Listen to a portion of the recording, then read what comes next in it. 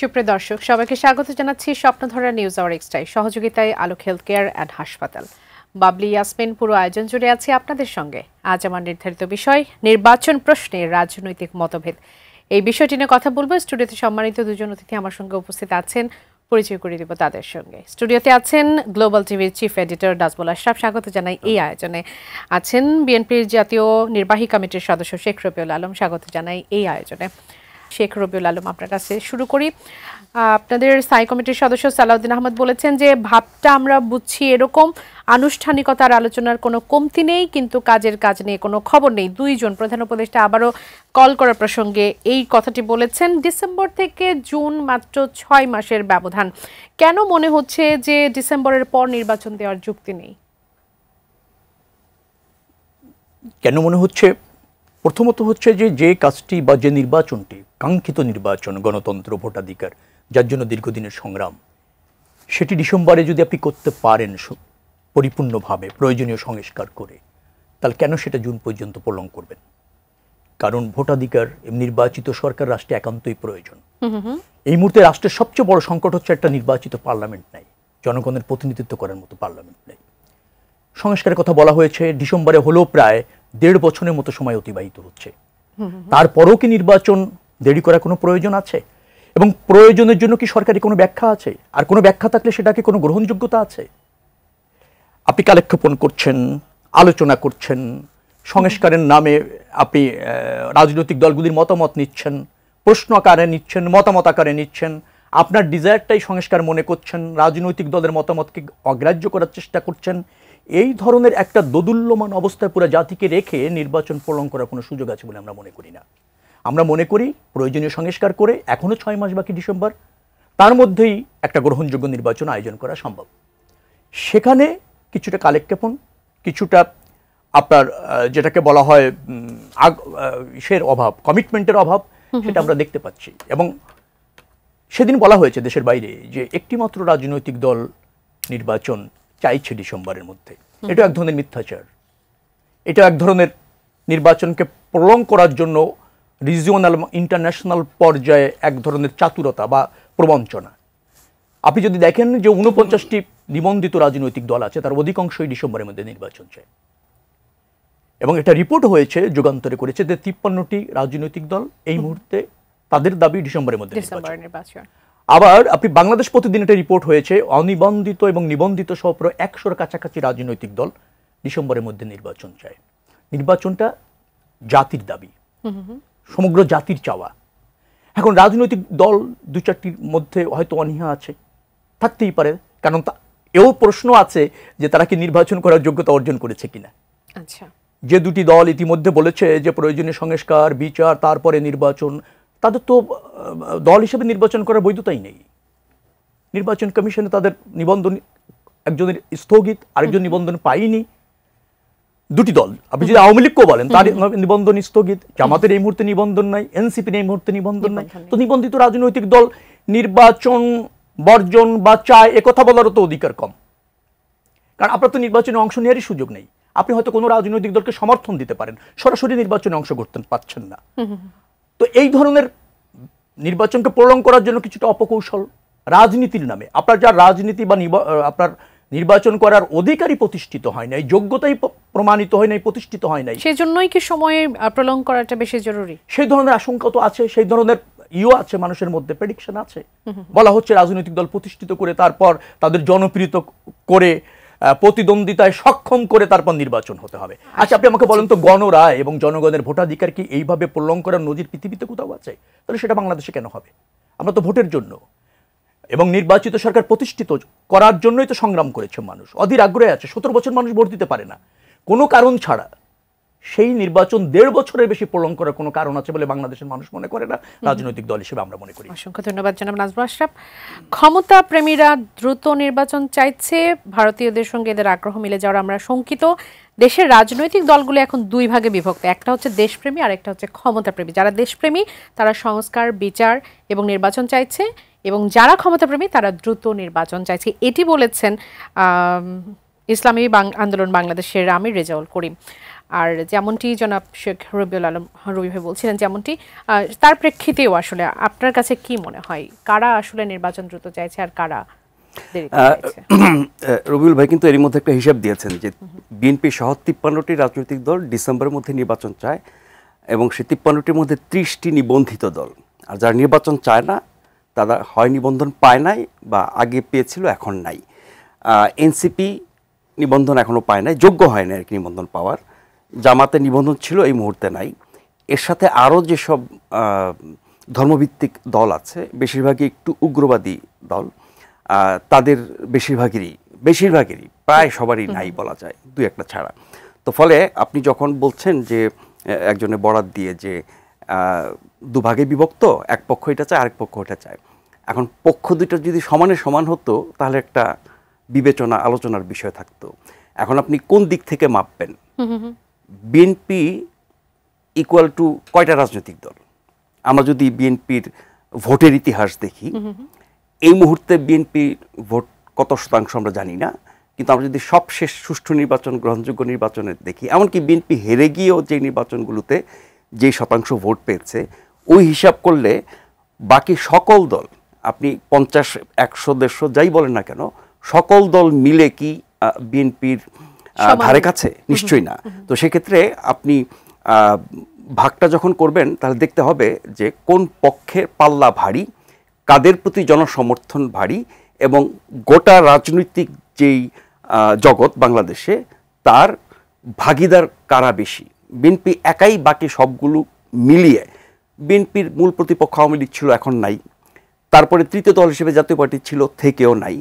এরপরে যেগুলো আছে জামাত অ্যান্ড আদার্স, সব মিলে তো একটা পক্ষ হতে পারে, কিন্তু সেই পক্ষটা, এই বিবেচনাটা কারা করবে বা কে করবে? আমরা তাহলে দলগুলোর সামর্থ্য, তার ইতিহাস, তার জনসমর্থন, নাকি মানে আর কে করতে পারে না। এখন ধরেন যেহেতু পক্ষ বিপক্ষ হয়ে যায়, আপনি একা একটা পক্ষ, আমরা 5 জন মিলে একটা পক্ষ, তাহলে দুটো পক্ষ বলতে পারেন, কিন্তু 5 আর 1 তো এক হতে পারে না। আমি রাজনৈতিক ভাগাভাগির ক্ষেত্রে আমি তার শক্তি, সামর্থ্য, জনসমর্থন, তার অতীত ইতিহাস, এগুলোর বিচারে বলছি। ফলে 100টি দল যদি বলে যে আমরা নির্বাচন চাই না, আর বিএনপি যদি বলে নির্বাচন চাই, আপনি কি ওই সংখ্যার বিচার করবেন যে 100টা দল চায় না, সুতরাং বিএনপি একা চাইলে হবে কেন?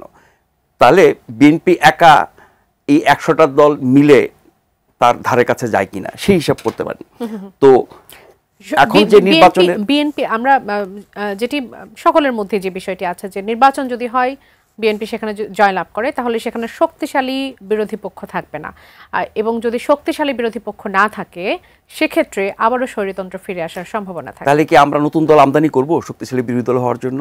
বা যে দলটি এখন নিষিদ্ধ, যেই দলের নির্বাচনে অংশ নেওয়ার সম্ভাবনা দেখি না, নিবন্ধন স্থগিত আছে, কার্যক্রম নিষিদ্ধ আছে, এবং এই দলের কোনো অস্তিত্ব আমরা দেখি না, ভার্চুয়াল জগতে টুকটাক দেখি, তাহলে সেই দলটাকে ফিরিয়ে এনে স্বাভাবিক কর্মকাণ্ড করতে দিয়ে কি আমরা সেই ভারসাম্য তৈরি করব শক্তিশালী বিরোধী দল হওয়ার জন্য? যেই বাস্তবতায় আমরা আছি সেই বাস্তবতা যদি চিন্তা করেন, তাহলে বিএনপি একেবারে ব্রুট মেজরিটি যদি পেয়ে যায়, তাহলে বিরোধী দল ছোট হবে। এরকম সংসদ আমরা দেখেছি অতীতে, সামান্য কয়েকটা বিরোধী দল, বাকি সব সরকারি দল। তাতে কি হয়েছে? অতিরিক্ত ক্ষমতায়, মানে অতিরিক্ত ক্ষমতা পেলে পরে অতিরিক্ত স্বৈরাচার হওয়ার, অগণতান্ত্রিক হওয়ার সুযোগ থাকে, তেমনটা হয়েছে অতীতে। সেই ক্ষেত্রে আপনি তো তাহলে বিএনপির কাছ থেকে কেটে কিছু আসন আরেক দলকে দিয়ে দিতে পারেন না। আপনি যদি জনগণের সমর্থন বা ভোট মানেন, তাহলে যে সংখ্যক মানুষ বিএনপিকে ভোট দেবে তারা সেই সংখ্যক পাবে। সেখানে 2/3 বা 3/4 ভোট পাওয়ার পরও একটি দল যদি দায়িত্বশীল আচরণ করে, গণতান্ত্রিকভাবে আচরণ করে, এবং আইনের শাসন, ন্যায় বিচার, সুশাসন, যা কিছু প্রত্যাশা আমরা অভ্যুত্থানের পর থেকে করে আসছি সেগুলো তারা করে, তাহলে তার যে অতিরিক্ত শক্তি সেটার কোনো কুফল জনগণ ভোগ করবে না। আবার আপনার অতিরিক্ত শক্তি ছাড়াও আপনার ধরেন একদম মার্জিনালি আপনি মেজরিটি, 151 সিটে মেজরিটি, আপনি যদি গণতান্ত্রিক না হন, আপনি যদি ভালো সব কিছু করতে না চান, ওই শক্তি দিয়েও আপনি অনেক অপকর্ম করে দেশের ক্ষতি করতে পারেন। সবই সম্ভব। শেখ রবিউল আলম, রুফাই, যেটি জানতে চাইবো যে আপনার কাছে একদম নিউট্রাল পজিশন থেকে যদি জানতে চাই যে শক্তিশালী যদি বিরোধী দল না থাকে সেক্ষেত্রে তো এই সম্ভাবনা থেকেই যায়। আমরা অতীতের ইতিহাস থেকে তো বাংলাদেশে দেখেছি যে স্বৈরতন্ত্র ফিরে আসে। এখন শক্তিশালী সরকারি দল আর শক্তিশালী বিরোধী সমাধানটাই বা দল, আপনার কাছে কি মনে না হয়? আমি বলছি শক্তিশালী সরকারি দল আর শক্তিশালী বিরোধী দল এটা নির্ধারণ করে কি জনগণই তো, এটা তো জনরায়ের ভিত্তিতে হয়। আমি বিরোধী দল শক্তিশালী বা আমি সরকারি দল অবধারিত, এটা তো আপনি আমি বললে হচ্ছে না। এখন শক্তিশালী বিরোধী দল জনগণ তৈরি করে। পৃথিবীতে ব্রুট মেজরিটির ইতিহাস তো আছে। জনগণ কখনো যদি একটি রাজনৈতিক দলের প্রতি অগাধ আস্থা রাখে, মেজরিটি আস্থা রাখে, সেটাও তো গণতন্ত্রের অংশ। আচ্ছা, কেউ যদি জনগণের আস্থা অর্জনে ব্যর্থ হয়, কেউ যদি বিরোধী দল হওয়ার মতো শক্তি সামর্থ্য জনসমর্থন না থাকে, তো তাকে আপনি কি করে শক্তিশালী বিরোধী দল তৈরি করবেন? শক্তিশালী বিরোধী দল না থাকলে যেটা প্রয়োজন সেটা হচ্ছে সরকারি দল থেকে আরো বেশি দায়িত্বশীল হতে হয়। জি, আচ্ছা, সেটা যদি হয়ে যায় তাহলে শক্তিশালী বিরোধী দল না হলেও চলে। কিন্তু শক্তিশালী বিরোধী দল নাই বিধায় সরকারি দলটা যদি বেপরোয়া হয়ে যায়, দায়িত্বশীল না হয়ে, তখন গণতন্ত্র এবং দেশের জন্য ক্ষতিকর হয়। আমরা চাই নির্বাচিত, সেটা শক্তিশালী হোক, ব্রুট মেজরিটি হোক, কম মেজরিটি হোক, সরকারি দলটির জন্য দায়িত্বশীল হয়। এবং সেজন্য আমাদের অঙ্গীকার আছে। আমাদের কিন্তু রাজনৈতিক সংস্কারের কমিটমেন্ট রয়েছে জাতির কাছে ৩১ দফার মাধ্যমে। শাসনতন্ত্রের সংস্কারের কথা বলেছি, শাসন কাঠামোতে বলেছি, প্রাতিষ্ঠানিক সংস্কারের কথা বলেছি। অর্থাৎ যে বিএনপিকে আপনারা দেখবেন, সে যদি জনরায়ের ভিত্তিতে নির্বাচিত হয়, অবশ্যই দায়িত্বশীল সরকারি দল হবে। দায়িত্বশীল সরকারি দল থাকা মানেই হচ্ছে বিরোধী দল এবং সরকারি দল দুটেরই দায়িত্ব পালন করা। জি, আর একটি প্রশ্ন, ডিসেম্বরের মধ্যে নির্বাচন আয়োজনের দাবি করে আপনাদের স্থায়ী কমিটির সদস্য আমির খসরু মাহমুদ চৌধুরী বলেছেন যে 5 আগস্টের পর যেসব দলের জন্ম হয়েছে শুধুমাত্র সেসব দলের নির্বাচন চায় না। এই পরিসংখ্যানটি নিয়ে আমার মনে হয় নাজমুল আশরাফ ভাইয়ের কাছ থেকে জানতে চাওয়াটাই ভালো। তারপরও নতুন যে দলগুলো হয়েছে 5 আগস্টের পরে, এগুলো তো ধরেন এনসিপি সহ সবশেষ হিসাবে আমার যা মনে আছে 28টা সম্ভবত। এনসিপি ছাড়া বাকিগুলো কিন্তু কোনো আলোচনা নাই। এনসিপিরও শক্তি সামর্থ্য কতখানি নির্বাচন না হওয়া পর্যন্ত আমরা বুঝতে পারবো না। ফলে এই দলগুলো মাত্র জন্ম নিয়েছে, শিশু দল হিসাবে আছে। ফলে এই শিশু যখন তরুণ হবে, সামর্থ্য হবে, শক্তি বাড়বে, তখন তারা বড় বড় পুরনো দলগুলোর সাথে প্রতিযোগিতা করতে পারবে। এটা খুব স্বাভাবিক।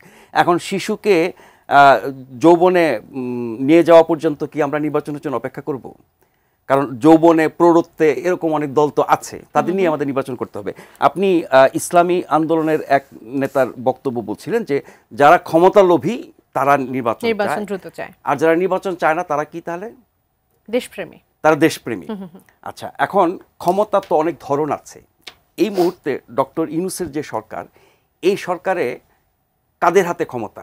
আমি শুধু উপদেষ্টা পরিষদে থাকলেই ক্ষমতা, এমপি মন্ত্রী হওয়ার তো এই মুহূর্তে সুযোগ নাই। কিন্তু ক্ষমতা, রাষ্ট্র ক্ষমতা, প্রশাসনিক ক্ষমতা, আইনি ক্ষমতা যদি বলা হয় ডক্টর ইউনূসের আমলে, তাহলে তো এই এনসিপি এবং অনেকগুলো ইসলামী দল তারাই তো অনেক বেশি ক্ষমতার অধিকারী। তার মানে তারা বেআইনিভাবে, অবৈধভাবে, অযৌক্তিকভাবে জনসমর্থন বা গণতান্ত্রিক প্রক্রিয়ার বাইরে গিয়ে যে ক্ষমতা ধারণ করছে এখন, সেটা নিয়ে বসে থাকলে ক্ষমতা লোভ হয় না, আর কেউ দেশপ্রেমিক হয়ে যায়। আর কেউ যদি নিয়মতান্ত্রিকভাবে গণতান্ত্রিক উপায়ে নির্বাচনের মাধ্যমে ক্ষমতা যেতে চায়, সেটা তাহলে ক্ষমতা লোভী হয়ে যায়। রাজনৈতিক দলের উদ্দেশ্য কি? নিশ্চয়ই ছোটবেলায় পৌরনীতি বা রাষ্ট্রবিজ্ঞানে পড়েছেন। রাজনৈতিক দলের তো উদ্দেশ্যই হচ্ছে জনগণের সমর্থন নিয়ে ক্ষমতায় যাওয়া, ক্ষমতায় গিয়ে দেশ শাসন করা, জনগণের কল্যাণ করা এবং তাদের যে নীতি আদর্শ সে অনুযায়ী দেশ পরিচালনা করা। তো এটা তো মানে তার বৈধ কর্তৃত্ব। ফলে ক্ষমতায় যেতে চাওয়াটাকে ক্ষমতা লোভী বলাটা বোধহয় সঠিক না, অন্তত রাষ্ট্রবিজ্ঞানের ভাষায়। জামাতে ইসলামের নায়েবে আমির অধ্যাপক মুজিবুর রহমান বলেছেন যে অন্যায়ভাবে যেসব জামাতে ইসলামের নেতাদের হত্যা করা হয়েছে, আগে সেসব হত্যাকাণ্ডের বিচার হতে হবে, এরপর সংস্কার হতে হবে, তারপরে নির্বাচন অনুষ্ঠিত হবে। তাদের দাবিটা কতটা যৌক্তিক মনে করছেন? তারা নির্বাচিত হয়ে ক্ষমতায় যে বিচার করুক না, অন্যরা তাদের বিচার করার জন্য দায়িত্ব নিয়েছে নাকি দেশের মানুষ? তারা ব্রুট মেজরিটি নিয়ে অথবা সংখ্যাগরিষ্ঠ দল হিসেবে ক্ষমতায় যাক, এত জনপ্রিয় দল, এত স্বচ্ছ দল, এত গ্রহণযোগ্য দল, এত শক্তিশালী দল, নির্বাচন ভয় পায় কেন? নির্বাচিত হয়ে গিয়ে বিচার করুক, যত বিচার আছে সব করে নিক, না করিনি তো কাউকে। মনে রাখা দরকার, রাষ্ট্রে একটা নির্বাচিত সরকার থাকা বাধ্যতামূলক। এটার ঘাটতি কখনো কাম্য না কোথাও। সরকারের যদি সংজ্ঞা বলেন, জনগণ কর্তৃক নির্বাচিত একটি নির্দিষ্ট মেয়াদের বৈধ কর্তৃপক্ষকে সরকার বলে। এটা কিন্তু সরকার না, যার জন্য আমরা অন্তর্বর্তীকালীন সরকার বলি। সামরিক অভ্যুত্থান বলেন, গণ অভ্যুত্থান বলেন, রাষ্ট্রের কোনো বড় বিপর্যয়ের ফলে এই ধরনের অন্তর্বর্তীকালীন সরকার আপনার গঠিত হয়। তার মূল কাজটাই হচ্ছে একটা নির্বাচিত সরকার প্রতিষ্ঠিত করা। সরকার সেই জায়গায় অন্ধ হয়ে গিয়েছে, বধির হয়ে গিয়েছে। এটা খুব অ্যালার্মিং। আপনি বলছেন যে নির্বাচন চাইলে ভারতের সাথে সুর মিলে যায়, এই জন্য তারা হলো ভারতপ্রেমী, আর যারা নির্বাচন চায় না তারা হলো বাংলাদেশ প্রেমী, তারা হলো দেশপ্রেমী। ভারত বিরোধিতা কোনো রাজনীতি না, মনে রাখা দরকার। বিএনপি ভারতকে ফেস করে, বিরোধিতা করে না, শুধু ফেস করে। আর যারা সস্তা কথা বলে বিরোধিতা করে এবং ধরেন নির্বাচন আয়োজন করতে বাধা সৃষ্টি করে অথবা অনীহা প্রকাশ করে গণতন্ত্রের জন্য হুমকি হয়, তারাই কিন্তু হচ্ছে দেশের শত্রু, তারাই হচ্ছে দেশদ্রোহী, তারাই হচ্ছে পরিত্যক্ত রাজনৈতিক দল যারা এইভাবে ভাবে। বিএনপি দায়িত্বশীল রাজনৈতিক দল। অর্থাৎ ভারতকে আপনি ফেস করছেন, আধিপত্যবাদের বিরুদ্ধে লড়াই করছেন, ফ্যাসিবাদের বিরুদ্ধে লড়াই করছেন, আপনি দেশপ্রেমী না। তো এভাবে যারা কথা বলে তাদের রাজনৈতিক জ্ঞানের অভাব আছে প্রথমত, এবং তারা রাজনৈতিকভাবে দেউলিয়া। আপনি আমাকে বলতে পারেন একটি রাজনৈতিক দল সদ্য জন্ম নিয়েছে, সে শক্তিশালী কিভাবে হবে? নির্বাচন ফেস করে করেই তো শক্তিশালী হবে। রাজনৈতিক দল নির্বাচন ফেস না করে কি শক্তিশালী হতে পারে? সে ধরেন নির্বাচনে অংশ নেবে, হয়তো তার কাঙ্ক্ষিত ফলাফল হবে না, তারপরে সে আবার জনকল্যাণে তাকে আরো বেশি ব্রত করবে, আরো বেশি নিবেদিত করবে, জন আকাঙ্ক্ষা ধারণ করবে। এইভাবেই তো যে রাজনৈতিক দলের বয়স 1 বছরে হয়নি, তারা সেই কনফিডেন্সটা আসলে কোথা থেকে পাবে যে আমরা নির্বাচনে অংশগ্রহণ করলে আমাদের কেউ গ্রহণ করবে? সেটার জন্য তো একটা প্রস্তুতিরও তো একটা সময়ের দরকার। না, পৃথিবীতে কোনো রাজনৈতিক দল গঠিত হয়ে শক্তিশালী হবে তার জন্য অন্য রাজনৈতিক দল নির্বাচনের অধিকার থেকে বঞ্চিত হবে, এরকম কোনো তথ্য পেয়েছেন নাকি? পেয়েছেন আপনি? কথাটা হচ্ছে যে রাজনৈতিক দলটি নতুন গঠিত হয়েছে তাদেরকে তো আপনার নির্বাচন ফেস করতে হবে, জন আকাঙ্ক্ষা ধারণ করতে হবে, জনসমৃদ্ধি বা রাষ্ট্রের সমৃদ্ধি নিশ্চিত করতে হবে। সেভাবেই তো আপনি হবেন, ধীরে ধীরে আপনি শানিত হবেন, আপনি সমৃদ্ধ হবেন, একটা সময় ক্ষমতা দেবেন। পৃথিবীতে এরকম শুনেছেন নাকি কোন একটা রাজনৈতিক দল গঠিত হয়ে সে ক্ষমতায় যেতে চায় নিশ্চিতভাবে, আর সে ক্ষমতায় যাওয়া নিশ্চিত না হলে নির্বাচন হতে পারে না? এটা কি কোনো রাজনৈতিক দল নাকি? এটা তো একটা ক্ষমতালোভী গোষ্ঠী, এবং তাদেরকে যারা প্রশ্রয় দেয় অনির্বাচিতভাবে ক্ষমতায় থেকে, তারাও একটা ক্ষমতালোভী গোষ্ঠী। মনে রাখা দরকার, বাংলাদেশে একটা অন্তর্বর্তীকালীন সরকার আছে, পাশাপাশি একটা অন্তর্বর্তীকালীন রাজনৈতিক দল হয়েছে।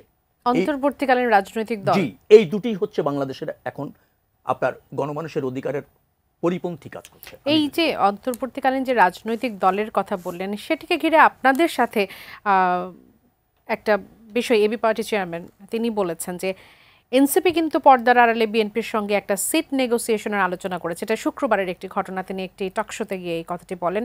আমরা হাইপোথেটিক্যালি যদি ধরলাম কালকে পর্দার অন্তরালে একটা আন্ডারস্ট্যান্ডিং হয়ে যায়, তাহলে সিট ভাগাভাগি হয়ে গেলে সেপ্টেম্বরে নির্বাচনের জন্য সবাই প্রস্তুত হয়ে যেতে পারে। এরকম সম্ভাবনা হাসনাত আব্দুল্লাহ তিনি উড়িয়ে দিয়েছেন। সেটা নিয়ে আপনার মন্তব্য কি থাকে? আমার কাছে মনে হয় না যে এনসিপি এমন কোনো রাজনৈতিক আবেদন তৈরি করতে পেরেছে যে আবেদনের পরিপ্রেক্ষিতে তাদেরকে কেউ আসন দিতে চাইবে। ঠিক আছে, তারা অন্তর্বর্তীকালীন সরকারের কিছু দুর্বলতাকে কাজে লাগিয়ে কিছু সুবিধাভোগী গোষ্ঠী হিসেবে আবির্ভূত হয়েছে। কোনো রাজনৈতিক দলের চরিত্র এরকম হয় আমার জানা নেই যে সে আসন চায়, আসন না পেলে ক্ষমতা চায়, মানে সরি, প্রথমে ক্ষমতা চায়, ক্ষমতা না পেলে কিছু আসন চায়, আসন না পেলে এই সরকারের সাথে বসে কিছু সুবিধা নিতে চায়, সুবিধাভোগী গোষ্ঠী হতে চায়। যারা এটা চায় তারা রাজনৈতিক শক্তি হতে পারে না, তারা ইতিমধ্যে পরিত্যক্ত হয়েছে, এবং তাদের রাজনৈতিক ভীষণ যদি এভাবে চলে তাহলে সেটা আর বেশি দূর এগোবে বলে আমার কাছে মনে হচ্ছে। রাজু ভাই, ডিসেম্বরের মধ্যেই নির্বাচন হতে হবে। ভারপ্রাপ্ত চেয়ারম্যান তারেক রহমান, বিএনপির ভারপ্রাপ্ত চেয়ারম্যান, তিনি এই কথা বলেছেন, আর সেটাকে সরকারের জন্য কঠিন বার্তা বলেই সবাই মনে করছে। আপনি কি মনে করছেন? ডিসেম্বর নির্বাচনের আগে আমি এক লাইন করে কয়েকটা শব্দ নোট করছি বলি। প্রথম কথা হচ্ছে কি যে ক্ষমতা লোভী যারা নির্বাচন চায় তাদের ক্ষমতা লোভী বলা হচ্ছে। যখন দেশে রাজনীতি থাকে না, রাজনৈতিক প্রক্রিয়া থাকে না, গণতান্ত্রিক চর্চা থাকে না, নির্বাচিত সরকার থাকে না, তখন যারা রাষ্ট্র ক্ষমতা ভোগ করে তারা হচ্ছে ক্ষমতালোভী। 11 সময় আমরা ক্ষমতালোভী অনেক মানুষ দেখেছি, এখনও ক্ষমতালোভী অনেককে দেখছি। যাদেরকে ক্ষমতায় বসিয়েছি আমরা ছাত্র জনতার অভ্যুত্থানের পরে, তাদেরকে স্থায়ীভাবে বসানো হয় নাই। অন্তর্বর্তী, যেটা উনি বললেন যে নামই হচ্ছে অন্তর্বর্তী, কিন্তু অন্তর্বর্তী কালটা কতদিন সেটা যেহেতু ডিফাইন্ড না, ওনারা ভাবছেন যে সেটা ওনাদের ইচ্ছা মতো অনন্তকাল করে চলবে। এবং এই 5 বছরও শুনেছি, 5 বছরের কথা, 5 বছরের কথা, স্লোগান টোগান অনেক কিছু আমরা শুনেছি। এখন অন্তর্বর্তীকালীন সরকারের সুবাদে যারা ক্ষমতা ভোগ করছে তারা হলো আসল ক্ষমতালোভী, এবং তারাই নির্বাচন চায় না, তারাই গণতন্ত্র, নির্বাচন, রাজনৈতিক প্রক্রিয়া এগুলোতে যেতে চায় না। আরেকটা কথা বলি, গণতন্ত্রে বিশ্বাস যারা করে না তারাও নির্বাচন চায় না। কারণ আপনি যদি গণতন্ত্রে বিশ্বাস করেন, বাংলাদেশ একটা গণতান্ত্রিক দেশ, তাহলে আপনাকে গণতান্ত্রিক উপায়ে নির্বাচনের মাধ্যমে ক্ষমতায় যেতে হবে, রাজনীতি করতে হবে, সরকারি দল বিরোধী দল থাকতে হবে। তো বহু রাজনৈতিক দল আছে তারা আসলে গণতন্ত্রেই বিশ্বাস করে না, বলে তারা কেন নির্বাচন চাইবে, তারা কেন আমি প্রশ্নের উত্তরটি নিব। একজন দর্শক আছেন, আমি একটু তার কাছ থেকে আসতে চাই। দর্শক স্বাগত জানাচ্ছি। কে বলছেন, কোথা থেকে বলছেন, আপনার প্রশ্নটি করবেন। আসসালামু আলাইকুম। ওয়ালাইকুম সালাম, শুনতে পাচ্ছি আপনাকে। জি, আমি মুন্না হায়দার বলছি। বলবেন। আমার প্রশ্ন রয়েছে, আপনার সব রাজনৈতিক ঐক্য হবে না বলে ইলেকশন হবে না, এটা কোনো কথা হতে পারে না। কারণ ৭১ সালে তো আমাদের জামাতে ইসলাম আমাদের বিরুদ্ধে ছিল, তখন আমরা কি যুদ্ধ করি নাই? নিশ্চয় তখনও যুদ্ধ হয়েছে। রাজনৈতিক মতামত থাকবে, বিরোধ থাকবে, সেজন্য নির্বাচনের সাথে এটা কানেকশনটা কি? জি, দ্বিতীয় নাম্বার হয়েছে, আরেকটা আছে, এই যে আমাদের মাননীয় উপদেষ্টা কয়দিন পর পরেই একটা ডাকে, সব রাজনৈতিক নেতাদেরকে ডাকেন, কথা বলেন, ওইখানে এনসিপি, বিশেষ করে এনসিপি কোন রাজনৈতিক দল হিসাবে, কোন নিবন্ধন হিসাবে কিংবা কিসের জন্য তারা সেখানে যায়? কালকে যদি আমরা একটা রিক্সাওয়ালা পার্টি তৈরি করি, তাহলে আমাদেরকে কি ডাকবে ওই প্রধান উপদেষ্টার সেই ইয়েতে? আর ডাকবে আমাদেরকে, তাদেরকে কোন ইয়েতে ডাকে প্রধান উপদেষ্টা? অসংখ্য ধন্যবাদ, আপনি থাকুন আমাদের সঙ্গে। আরো একজন দর্শক এই মুহূর্তে আমাদের সঙ্গে আছেন, তার প্রশ্নটি নিয়ে শুরু করতে চাই। স্বাগত জানাচ্ছি। কে বলছেন, কোথা থেকে বলছেন, আপনার প্রশ্নটি করবেন। আমার নাম রবিউল গনি, আমি দিনাজপুর থেকে বলছিলাম। বলবেন। আমার প্রশ্নটি হচ্ছে যে এনসিপি কেন ভোট চাইবে, তাদের কি জেতার সম্ভাবনা আছে? জামাত কেন ভোট চাইবে, তাদের কি জেতার সম্ভাবনা আছে? বা আমাদের প্রধান উপদেষ্টা ডক্টর মোহাম্মদ ইউনূস সাহেবের যে স্বপ্নের লালিত দল এনসিপি, ওরা তো এখন রাষ্ট্রীয় সুযোগ সুবিধা ভোগ করতেছে। এখন যদি নির্বাচন হয়, তারা যদি বিরোধী দলে চলে যায় বা কোনো আসন না পায়, তারা কি আজকের খবরদারিটা করতে পারবে? নিশ্চয়ই পারবে না, বা জামাতও করতে পারবে না, তারা হারিয়ে যাবে। তো এই হারিয়ে যাওয়ার আতঙ্ক থেকে দূরে থাকার জন্যই তারা চাচ্ছে না যে নির্বাচনটি হোক। এটি আপনার বিশ্লেষণ, আপনার প্রশ্ন আছে কোনো? জি, এটি আপনার বিশ্লেষণ, কোনো প্রশ্ন আছে? এটাই আমার প্রশ্নটা হচ্ছে দুই আলোচকের কাছে, যে ডিসেম্বরের মধ্যে নির্বাচন করতে বাধা কোথায়? অসংখ্য ধন্যবাদ, থাকুন আমাদের সঙ্গে। নাজুল ভাই, আপনার কাছে ছিলাম, আমার প্রশ্নের উত্তরটা নিয়ে আসি, না হলে আমি সেটার উত্তর এখন আপনার কাছে। বিএনপির যে আলটিমেটাম, জনাব তারেক রহমান যে কথাটি বললেন যে ডিসেম্বরে নির্বাচন হতেই হবে, এটাকে অনেকে বলছেন এটা হার্ড লাইনে যাওয়ার একটা ইঙ্গিত। নিশ্চয়ই আমি মনে করি বিএনপি এখান থেকে আর পিছপা হতে পারবে না, হওয়া উচিত না, এবং যে শক্ত অবস্থানে গেছে তার ধারাবাহিকতা চলতে থাকবে।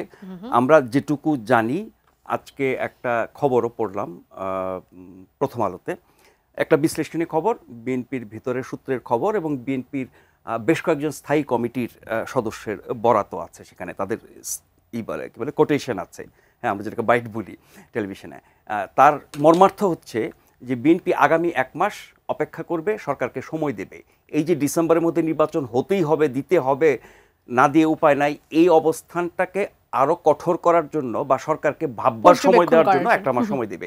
এরপরে জুলাই থেকে হয়তো আস্তে আস্তে মাঠে ময়দানের আন্দোলনে সে দাবিটা আরো জোরদার করা হবে, এবং অগাস্টের 5 তারিখ, সেই ঐতিহাসিক 5ই অগাস্ট গণঅভ্যুত্থানের বর্ষপূর্তি উপলক্ষে, তখন হয়তো রাজনৈতিক পরিস্থিতিটা অনেক জটিল হবে। অভ্যুত্থানকারীরাও বর্ষপূর্তিতে অনেক বেশি তৎপর হবে, বিএনপিও তার দাবিতে অভ্যুত্থানকারীদের বড় শক্তি হিসেবে তৎপর হবে, এবং নির্বাচনের পক্ষ বিপক্ষ যত দলগুলো আছে তারাও তৎপর হবে। সব মিলে বড় ধরনের সংকটের আশঙ্কা অনেকে করছে অগাস্টে গিয়ে। ফলে সরকারকে আগামী 1 মাস সময় দেওয়া মানে শক্ত অবস্থানকে আরো শক্ত না করার যে অবস্থানটা বিএনপির, সেটি সরকারের জন্য একটা বড় সুযোগ। এই 1 মাসের মধ্যে যদি সরকার এটা ভেবেচিন্তে একটা সঠিক সিদ্ধান্তে না আসে, এরপরে ক্রমাগত পরিস্থিতি খারাপ হবে, এবং সেটি সরকারের জন্য ভালো হবে না, দেশের জন্য ভালো হবে। অসংখ্য ধন্যবাদ রবি ভাই। দর্শকদের প্রশ্নের উত্তরগুলো আপনার কাছ থেকে একটু নেই। মনি হায়দার, তিনি প্রশ্ন করেছেন যে কারোর সাথে যদি ঐক্য না হয় তাহলে কি নির্বাচন হবে না, এরকম একটা প্রশ্ন তিনি করেছেন। এক দলের সাথে আরেক দলের মতভেদ থাকতেই পারে, কিন্তু ঐক্য না হলে কি নির্বাচন হবে না? এনসিপি কোনো রাজনৈতিক দল নয়, কিন্তু তারা সিএর সাথে বৈঠক করতে যান, সেটি কিসের ভিত্তিতে যান, এরকম একটি প্রশ্ন করেছেন। এবং আরও একজন, আচ্ছা এই প্রশ্নের উত্তরগুলো আগে নিয়ে আসি। প্রধান উপদেষ্টার স্নেহের রাজনৈতিক দল, যার জন্য যান 5ই আগস্টের পর 28টি নতুন রাজনৈতিক দল গঠিত হয়েছে, তারাও নিবন্ধন পায়নি, এনসিপি নিবন্ধন পায়নি, কিন্তু এনসিপি সবচেয়ে বেশি অগ্রাধিকার পাচ্ছে সরকারের সাথে কাছে। তো এটা তো বিতর্ক তৈরি করছে, এবং অন্তর্বর্তীকালীন সরকার রাজনৈতিকভাবে প্রভাবিত, সেটা প্রমাণিত হচ্ছে। কিন্তু অন্তর্বর্তীকালীন সরকারের তো আমাদের কাছে পারসেপশনটাই ছিল একটা দল নিরপেক্ষ সরকার। একটা অন্তর্বর্তীকালীন সরকার যদি তার নিরপেক্ষতা হারায়, তো তাকে তো রাষ্ট্রের এই রুটিন ওয়ার্ক এবং আগামী দিনে নির্বাচন আয়োজন করাটাও তো তার জন্য কঠিন হয়ে যাবে, তাই না? তো সেই জায়গায় আমরা চলে যাচ্ছি, মানে আমরা একটা সংকটের মধ্যে যাচ্ছি। এই প্রধান উপদেষ্টা বা এই অন্তর্বর্তীকালীন সরকারের বিশেষ দুর্বলতা এনসিপির প্রতি থাকার ফলে, যার জন্য ইতিমধ্যে কিন্তু ন্যায্যভাবে তাদের পদত্যাগের দাবিও উঠেছে। আচ্ছা, দর্শক প্রশ্ন করেছিল একটি যে বাধা কোথায় আপনার ডিসেম্বরে নির্বাচন হতে? কোনো বাধা নেই, কোনো বাধা নেই। কারণ ইতিমধ্যেই 6 মাসের মধ্যে প্রয়োজনীয় সংস্কার, যেগুলি সব রাজনৈতিক দল একমত হয়েছে, সেগুলি আপনি অর্ডিন্যান্স জারি করে আপনি সংস্কার করে নির্বাচনে যেতে পারেন। কিন্তু কাঙ্ক্ষিত যে সংস্কারের কথা, নাজুল ভাই যে সংস্কারের কথা বলছিলেন, আমরাও যে কাঙ্ক্ষিত সংস্কারের কথা বলি, সেই সংস্কারের কতটুকু হয়েছে? না, কাঙ্ক্ষিত সংস্কারের মনে রাখতে হবে কোনো ব্যক্তি বা গোষ্ঠীর ভাবনাটাই সংস্কার না। প্রত্যেকটা রাজনৈতিক দলের তার জনগণের কাছে দায়বদ্ধতা আছে সংস্কারের ব্যাপারে। আমাদের সংস্কারের কথা তো আমরা এখনো বলে দিয়েছি, স্পষ্টভাবে বলেছি, ঘোষণা করেছি। অন্য রাজনৈতিক দল করতে পারে, যেগুলি একমত হয়ে গিয়েছে সেগুলি করবেন। যেগুলি আপনি একমত হতে পারেননি, সেটি রাজনৈতিক দলগুলি ইস্তেহার আকারে জনগণের কাছে নির্বাচনে নিয়ে যাবে। জনগণ যদি ওই ইস্তেহারে আকৃষ্ট হয়ে তাদেরকে নির্বাচিত করে, তারা পার্লামেন্টে গিয়ে তাদের ওইগুলি করবে। কিন্তু সংস্কার তো ইউনূস সাহেবের ভাবনা, নায়েব সাহেবের চিন্তা, আর সেগুলি করতে রাজনৈতিক দল বাধ্য, এটাকে সংস্কার বলে না। আর সেটা করার জন্য অন্য রাজনৈতিক দল রাজনীতি করে না। রাজনৈতিক দলগুলোর কিন্তু দায়বদ্ধতা জনগণের কাছে, এটা মনে রাখতে হবে। সংস্কার কোনো চাপিয়ে দেওয়ার বিষয় না। আর আপনার চিন্তা আমার কাছে সংস্কার না, আমার চিন্তা আপনার কাছে সংস্কার না। আপনার চিন্তা আমার চিন্তা নিয়ে জনগণের কাছে যেতে হবে, যেটাকে জনগণ ম্যান্ডেট দেবে সেটা পরিপূর্ণভাবে পার্লামেন্টে। গণঅভ্যুত্থান পরবর্তী সময়ে তো আমরা ঐক্যমত্যের কথা বারবার বলে এসেছি। এই যে ঐক্যমত্য যে শব্দটা, সেটার অস্তিত্বটা আসলে কোথায়? না, ঐক্যমত হচ্ছে ফ্যাসিবাদের বিরুদ্ধে আমরা এক হয়েছিলাম।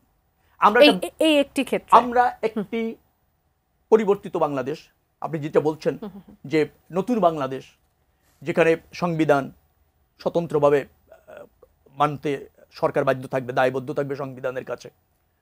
তারপর রাষ্ট্রের 3টি বিভাগ স্বতন্ত্রভাবে ফাংশন করবে, সাংবিধানিক প্রতিষ্ঠানগুলি স্বতন্ত্রভাবে ফাংশন করবে, তাদের নিয়োগ, তাদের ইমপিচমেন্ট একটা কমিশন প্রক্রিয়ার মধ্যে দিয়ে হবে। এক ব্যক্তি 2বারের বেশি প্রধানমন্ত্রী পরপর থাকতে পারবে না।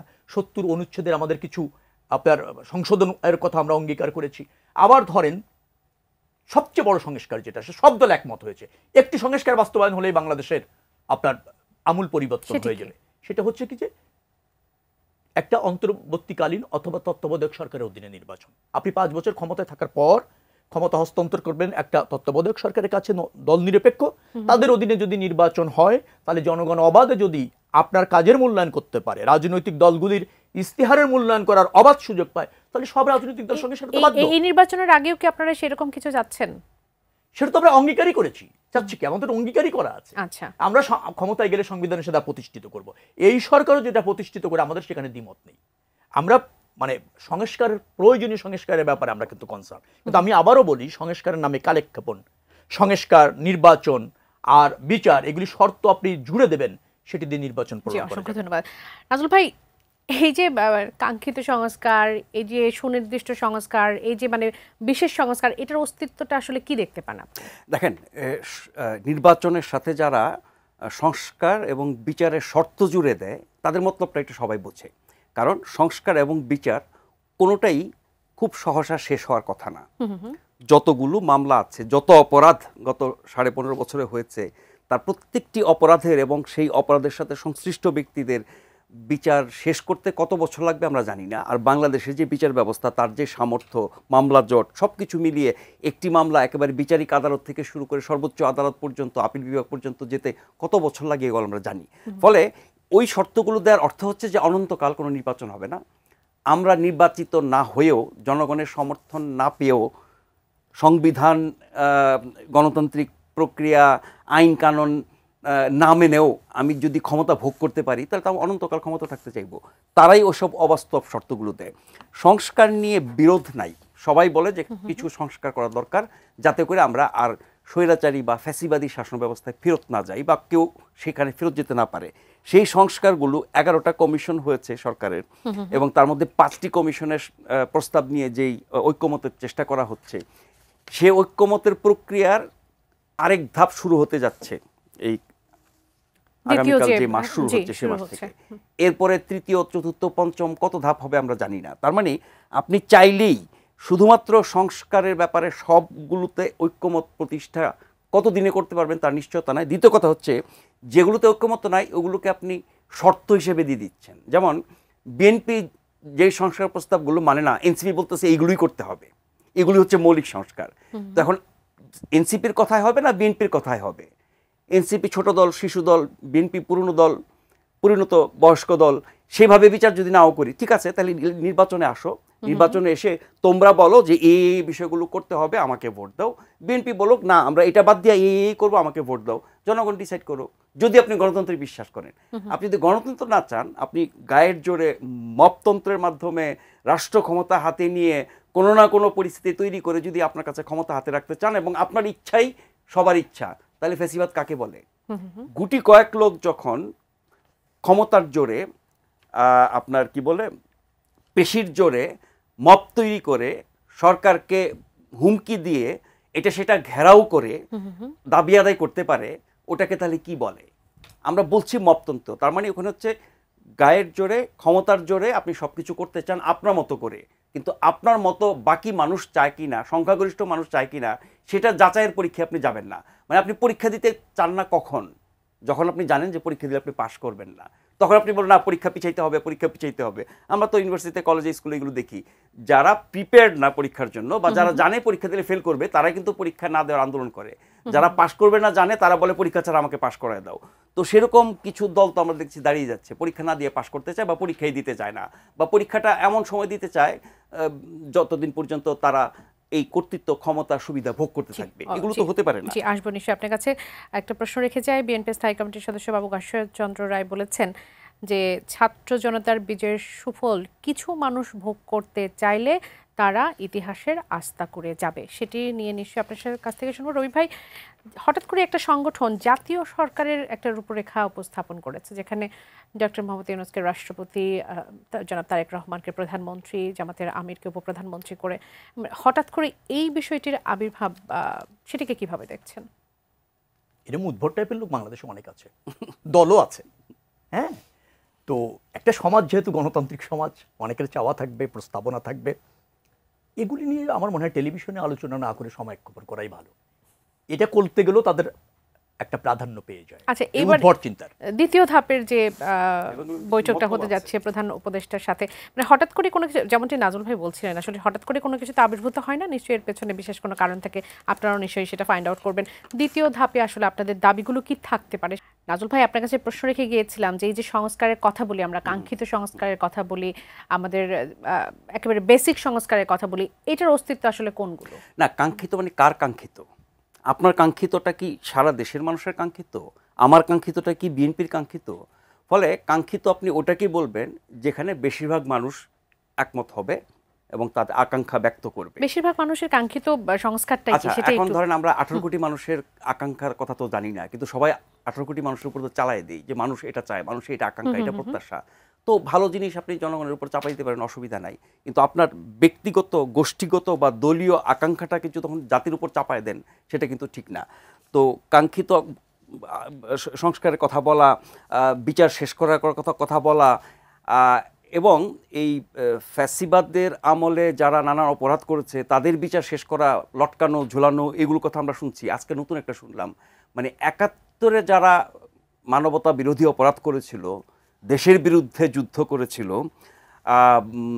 অসংখ্য মানুষকে গণহত্যায় সহায়তা করেছিল, আরও 71-এ যত অপরাধ, সেই অপরাধে যারা অপরাধী তাদের যে বিচার হয়েছিল, যারা বিচার করেছিল এখন তাদেরও বিচার চাওয়া হচ্ছে। এরকম একের পর এক নতুন নতুন বিষয়। শিশুদের মতো আমি ভাত খাবো না, আমাকে আকাশ থেকে তারা হাতে এনে দাও, তা না হলে আমি ভাত খাবো না। এরকম একটার পর একটা আবদার নিয়ে আসার অর্থ হচ্ছে যে আপনি নির্বাচন চান না, আপনি গণতন্ত্র চান না, আপনি জনগণের শাসন চান না। কারণ আপনি অনেক ভালো আছেন, নির্বাচন হলে পরে আপনি এত ভালো থাকবেন না, সেজন্য আপনি সেগুলো চান। সেই আশঙ্কাটাই তাদের মধ্যে। হ্যাঁ, এটা তো স্বাভাবিক। রবি ভাই, আপনার কাছে প্রশ্ন রেখে গিয়েছিলাম যে দ্বিতীয় দফার যে আলোচনা হতে যাচ্ছে প্রধান উপদেষ্টার সঙ্গে, সেখানে বিএনপির মূল আলোচ্য বিষয় আসলে কি থাকবে? আমার ধারণা যে বিএনপি চাইবে জুনের মধ্যে সরকারকে স্পষ্ট কর্ম পরিকল্পনা ব্যক্ত করতে হবে। এই জুনের মধ্যে? এই জুনের মধ্যে। সেখানে প্রাধান্য পাবে কতটুকু সংস্কার করা সম্ভব সেটা দ্রুত করা, ডিসেম্বরের মধ্যে অবশ্যই নির্বাচন এবং বিচার প্রক্রিয়া দ্রুত গতিতে শুরু করা। এই তিনটি বিষয়ে একটা কর্মপরিকল্পনা বিএনপি চাইবে। এখন পর্যন্ত যে আলোচনাগুলো হয়েছে, দফায় দফায় যে বৈঠকগুলো হয়েছে, সেখানকার প্রেক্ষিতে এই আলোচনাগুলোর ফলাফলটা আসলে কিরকম দেখতে পান? না, কিছু তো এলোমেলো আছে, অগুছালো আছে, সমন্বয়হীনতার অভাব আছে। রাজনৈতিক দায়িত্বশীল জায়গা থেকে আমরা আমাদের পরিকল্পনার কথা বলেছি, প্রস্তাবনার কথা বলেছি, সরকারকে সহযোগিতা করতে চেয়েছি সর্ববৃহৎ রাজনৈতিক দল হিসাবে। তো সেই জায়গায় যদি ব্যর্থতা থাকে দায় সরকারের, সমন্বয়তার অভাব থাকলে দায় সরকারের। সংস্কারগুলি চিহ্নিত করতে যদি উনি না পেরে থাকেন, সেই ব্যর্থতা ওনাদের, এ দল আমাদের না। আমরা প্রথম থেকেই সরকারকে সহযোগিতা করেছি, কিন্তু সহযোগিতা মানে এই নয়, আর সমর্থন মানে এই নয় সে নদীর স্রোতের মতো অবাধে চলতেই থাকবে, সেরকম আর হচ্ছে না। তাদেরকে সুনির্দিষ্ট আপনার রোডম্যাপ ঘোষণা করতে হবে। আরেকটা কথা একটু বলি, সেটা হচ্ছে আমরা একটা দায়িত্বশীল এবং দায়বদ্ধ রাজনৈতিক দল, জনপ্রিয় রাজনৈতিক দল। আমরা চাই ভোটের ভিত্তিতে, জনগণের রায়ের ভিত্তিতে ক্ষমতায় যে কোনো রাজনৈতিক দল অধিষ্ঠিত হবে, মানে জনগণের নির্বাচিত সরকার থাকতে হবে, এবং এটাই ন্যায্য, এটাই গণতন্ত্র। যদি কেউ গায়ের জোরে কথা বলে, বিএনপির চেয়ে তো গায়ের জোরে আর কারো বেশি নেই, আছে কি? আপনারা কতদিনের মধ্যে এই যে সুস্পষ্ট রোডম্যাপগুলো চান, নির্বাচনের বিচারের একটা রূপরেখা চান? আমরা জুনের কথা বলেছি, জুনের মধ্যেই চান, সেটা নিয়ে মূলত কাল আলোচনা হতে পারে। সেটাই আমাদের আলোচ্য বিষয় হবে বলে আমার ধারণা। ধন্যবাদ নাজমুল আশরাফ ভাই। একেবারে শেষের দিকে চলে এসেছি। জাতীয় সরকারের যে রূপরেখার বিষয়টি রবি ভাই একেবারে উড়িয়ে দিলেন, সেটি নিয়ে আপনার মনে কোনো প্রশ্ন আছে কিনা? দেখেন, অভ্যুত্থানের পরপর একবার জাতীয় সরকারের আওয়াজ উঠেছিল, সেটি হয়নি। কিন্তু এটা এক ধরনের জাতীয় সরকার কি, কারণ সকল দল সমর্থন করেছে এবং বিভিন্ন দলের প্রস্তাব অনুযায়ী সরকার গঠিত হয়েছে, মানে উপদেষ্টা পরিষদ। পরে উপদেষ্টা পরিষদ সম্প্রসারিত হয়েছে, সেখানে অনেক ব্যক্তির ইনক্লুশন নিয়ে অনেক কথাবার্তা আছে। কিন্তু প্রশাসনে যে রদবদলগুলো হয়েছে, বিভিন্ন সরকারি প্রতিষ্ঠানে যে রদবদলগুলো হয়েছে, বিভিন্ন পাবলিক ইউনিভার্সিটিতে যে রদবদলগুলো হয়েছে, সেখানে কিন্তু বড় বড় দলগুলোর স্টেক আছে। মানে কোনোটা বিএনপির পছন্দের, কোনোটা জামাতের পছন্দের, কোনোটা এনসিপির পছন্দের, এভাবে কিন্তু হয়েছে। ফলে আপনি যদি বলেন যে এই যে সরকারটা চলছে এখন, তার অনেক কিছুতেই অন্যান্য দলগুলোর কিন্তু অংশীদারিত্ব আছে। কিন্তু এনসিপি অভ্যুত্থানকারী ছাত্রদের দল গুরুত্বপূর্ণ নিশ্চয়ই, কিন্তু তাদেরকে এককভাবে যেই আপার হ্যান্ড দেওয়া হচ্ছে বিএনপি, জামাত বা অন্য অনেক দলের চেয়ে, সেটা হচ্ছে ডক্টর ইউনূসের পক্ষপাতিত্ব, এবং সেখানেই উনি ওনার গ্রহণযোগ্যতা বা নিরপেক্ষতা হারিয়েছেন। যদি এরকম পক্ষপাত ওনার থাকে এনসিপির প্রতি, জামাতের প্রতি বা কিছু ইসলামী দলের প্রতি, তাহলে অন্যান্য দলগুলোর প্রতি তো উনি সদাচরণ করবেন না, ন্যায় বিচার করবেন না। সেই জায়গায় প্রশ্ন উঠছে, তাহলে এই সরকার এবং ডক্টর ইউনূসের যে অবস্থান, এর অধীনে যদি নির্বাচিত হয় সেটি সঠিক হবে কিনা। সেই জন্যই জাতীয় সরকারের কথা আসছে, যাতে সবার প্রতিনিধিত্ব থাকে এবং একটা ভারসাম্য থাকে সরকারের মধ্যে। কিন্তু সেই সরকারের ব্যাপারে বিএনপি কিন্তু বরাবরই, যেমনটি রবি ভাই উড়িয়ে দিলেন সেই বিষয়টা, বিএনপি কিন্তু বরাবরই সেই বিএনপি সরাসরি অংশ না নিলেও বিএনপির প্রস্তাবিত, আমরা জানি তত্ত্বাবধায়ক সরকারগুলো কিভাবে গঠিত হতো, 10 সদস্যের, 5 জন বিএনপির প্রস্তাব থেকে আসতো, 5 জন আওয়ামী লীগের প্রস্তাব থেকে আসতো, বা এই 5-5-এর ভিতরে অন্যান্য ছোটখাটো দলের প্রস্তাবও আসতো। ওইভাবে কিন্তু একটা ভারসাম্যপূর্ণ সরকার হয়েছিল তত্ত্বাবধায়ক সরকারগুলো, কিন্তু অন্তর্বর্তী সরকার কিন্তু সেই ভারসাম্যটা নাই। আমি শেষ প্রশ্ন রবি ভাই আপনার কাছে আসি, যে বিষয়টি নিয়ে তখন জানতে চাচ্ছি না, বাবু গয়েশ্বরচন্দ্র রায় বলেছেন যে ছাত্র জনতার বিজয়ের যে সুফল, সেটা যদি কিছু মানুষ ভোগ করতে চায় তাহলে তারা ইতিহাসের আস্থা করে নিক্ষিপ্ত হবে। এই যে এই বিষয়টা মাথায় মানে কিভাবে এলো যে কিছু মানুষ এটা সুফল ভোগ করতে চাইছে? না, সাধারণ মানুষের অধিকার নিয়ে যখন মানুষ রাজনৈতিক সুবিধা নিতে চায়, তারা তো আস্থা করে পড়েছে। মানে আপনার প্রতাপের সাথে চলেছিল আওয়ামী লীগ সরকার। আওয়ামী লীগ একটা রাজনৈতিক দল ছিল, সে ফ্যাসিবাদে পরিণত হলো। কেন হলো? যখনই জন আকাঙ্ক্ষা ধারণ করতে ব্যর্থ হলো এবং জনগণের অধিকার যখন হরণ করা শুরু করলো, যে কোনো মূল্যে ক্ষমতায় থাকতে চাইলো, তো তখনই তো তাকে আস্থা করে পড়তে হয়েছে, না শুধু বিধ্বস্ত হতে হয়েছে, এবং তার রাজনীতি শুধু ঝুঁকিতে পড়ে নিশ্চিহ্ন হয়ে গেছে। সেই আশঙ্কাকে আপনারা দেখতে পাচ্ছেন না? সেই আশঙ্কা যারা জন আকাঙ্ক্ষা নিয়ে, ভোটাধিকার নিয়ে ষড়যন্ত্র করতে চাইবে, তাদের জন্য তো সেই ঝুঁকির সম্ভাবনা থেকে যায়। সেটা আমরা সজাগ করে দিতে চাই, মাত্র সজাগ করে দিতে চাই। একটা কথা বলা দরকার, এদেশের সাংবিধানিক সংস্কার বলেন, বহুদলীয় গণতন্ত্র বলেন, সংসদীয় পদ্ধতির সরকার, যেটা গণতন্ত্রের জন্য সবচেয়ে ভালো শাসন ব্যবস্থা, তারপর তত্ত্বাবধায়ক সরকার, বিএনপির হাত ধরেই তো সংবিধানে প্রতিষ্ঠিত হয়েছে। বিএনপি তো কখনো সংবিধানকে তার দলের স্বার্থে ব্যবহার করেনি। দেখেন, ৭১-এর সংগ্রাম বিএনপি করেছে, মুক্তিযুদ্ধ, আমাদের একটা স্বাধীন দেশ, তারপর ধরেন আপনার স্বৈরাচার বিরোধী আন্দোলনে এরশাদের পতন নিশ্চিত করে গণতন্ত্র ফিরিয়ে আনার জন্য বিএনপির নেতৃত্বে হয়েছে 111 সরকার, যেটা ক্ষমতা প্রলং করতে চেয়েছিল, যে সুবিধাভোগী বা ক্ষমতা আপনার যারা একটা অবৈধ সরকার, হটানোর দায়িত্ব আওয়ামী লীগ আতাত করে কিন্তু 2008 ক্ষমতা এসেছে, বিএনপি কিন্তু সংগ্রাম করেছে তার বিরুদ্ধে। এই যে 24-এর গণ অভ্যুত্থান, 17 বছর দমন পীড়ন নিধন গুম আনাথরা স্কিলিং বিচার বহির্ভূত হত্যার শিকার হয়ে আয়নাঘরে থেকে অথবা রাজপথে থেকে বিএনপি প্রতিষ্ঠিত করেছে। তো বিএনপি দায়িত্বশীল রাজনৈতিক দল, সেটা সংবিধানেও তার শাসন ব্যবস্থায় প্রমাণ রেখেছে। সে যখন বিরোধী দলে থেকেছে, আপনার গণতন্ত্র জনগণের অধিকার যখন হরণ হয়েছে, তখনও সোচ্চার থেকে রাজনীতি করেছে। তাকে কেউ সংস্কার যদি শিখাতে আসে, আর তাকে যদি কেউ রাষ্ট্র ব্যবস্থাপনা শিখাতে আসে, যাদের একদিনের রাষ্ট্র ব্যবস্থাপনার অভিজ্ঞতা নাই আর যাদের একদিনের রাজনীতির অভিজ্ঞতা নাই, সেটা অনাকাঙ্ক্ষিত, সেটা কিন্তু তাদের জন্য ভালো হবে না। শেখ রবিউল আলম, ধন্যবাদ জনাব নাজমুল আশরাফ আমাদের এই আয়োজনে যুক্ত হবার জন্য। দর্শক, এতক্ষণ আপনারা যারা আমাদের সঙ্গে ছিলেন, আগামী পর্ব দেখার আমন্ত্রণ জানিয়ে যেখান থেকে বিদায় নিচ্ছি। ধন্যবাদ সবাইকে, শুভরাত্রি।